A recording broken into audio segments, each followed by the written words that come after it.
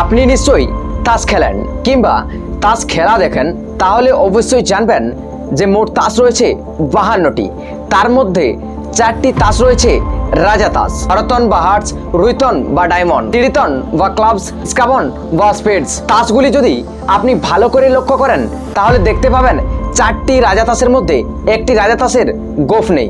কিন্তু জানেন কি একটি রাজা তাসের গোফ নেই কেন? প্রথম দিকে 4টি রাজা তাসেরই গোফ ছিল, কিন্তু পরবর্তীতে আবার যখন নতুন করে তাসের ডিজাইন তৈরি করা হয় তখন একটি রাজা তাসে গোফ করতেই ভুলে যায়। চাইলেই কিন্তু এই ভুল শোধরানো যেত, কিন্তু তা করা হয়নি, কেননা এই 4টি তাস 4টি রাজাকে উৎসর্গ করা হয়েছে।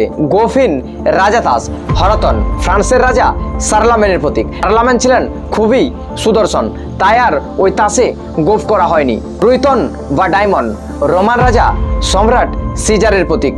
চিরিতন বা ক্লাবস ফ্রান্সের রাজা ক্লোভিসের প্রতীক। স্কাবন বা স্পেডস রাজা ডেভিডকে চিহ্নিত করে। সো আপনি কি এর আগে এই তাসগুলোর এই ফ্যাক্টসগুলো জানতেন?